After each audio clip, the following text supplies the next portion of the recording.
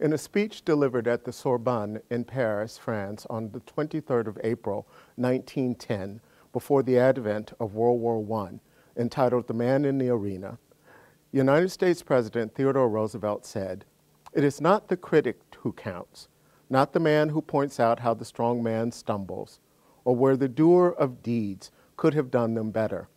The credit belongs to the man who is actually in the arena, whose face is marred by dust and sweat and blood, who strives valiantly, who errs, who comes short again and again, because there is no effort without error and shortcoming, but who does actually strive to do the deeds, who knows great enthusiasms, the great devotions, who spends himself in a worthy cause, who at the best knows in the end the triumph of high achievement, and who at the worst, if he fails, at least fails while daring greatly, so that his place shall never be with those cold and timid souls who neither know victory nor defeat." Roosevelt went on to say, "The good citizen will demand liberty for himself, and as a matter of pride, he will see to it that others receive liberty which he thus claims as his own."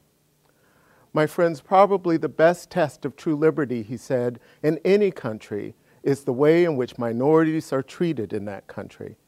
Not only should there be complete liberty in matters of religion and opinion, but complete liberty for each man to lead his life as he desires, provided only that in so doing he does not wrong his neighbor.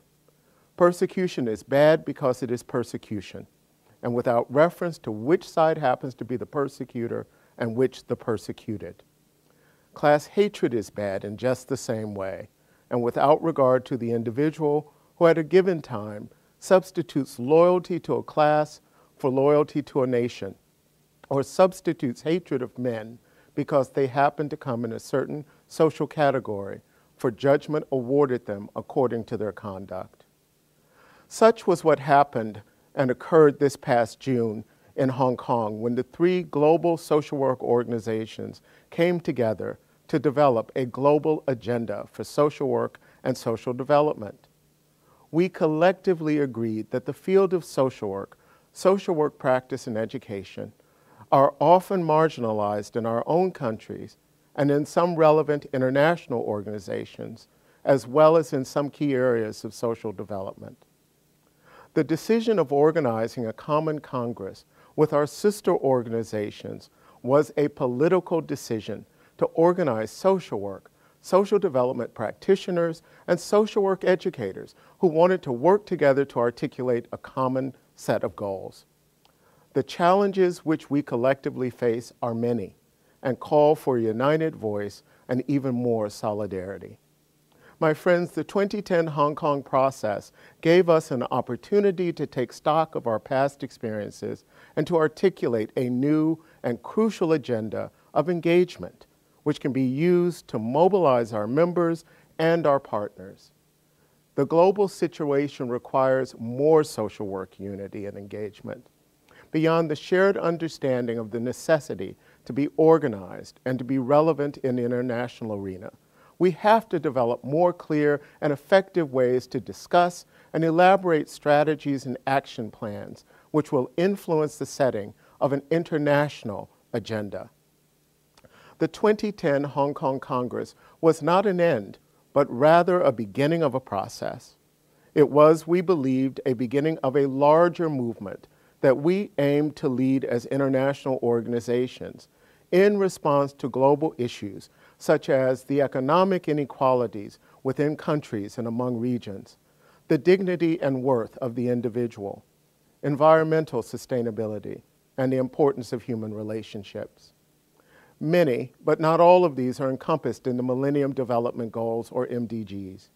The MDGs are global, time-bound, and quantified targets for addressing extreme poverty in its many dimensions: income, poverty, hunger, disease, lack of adequate shelter, and exclusion, while promoting gender equality, education, and environmental sustainability.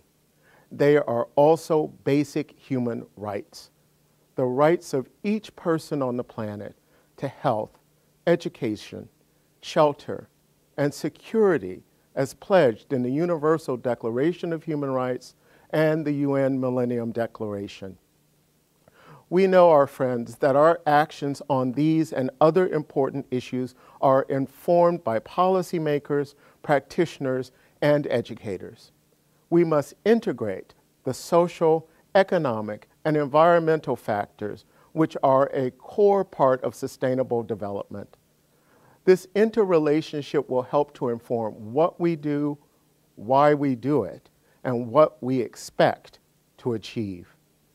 As organizations, we are delighted to know that there are so many committed and dedicated social workers, practitioners, and educators globally who are committed to helping us work on the agenda.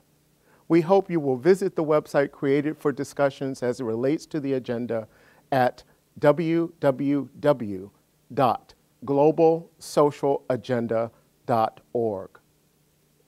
The poet and feminist activist Audre Lorde said in Montreal in 1987 that each of us has some power. You can use your power in service of what you say you believe. If you do not use your power, someone will use it for you and in your name. On this World Social Work Day, 2011, know that we, your global colleagues, and me, as President of the International Federation of Social Work, applaud your hard work and dedication to our profession, and I look forward to our continued work together as we dare greatly. Thank you.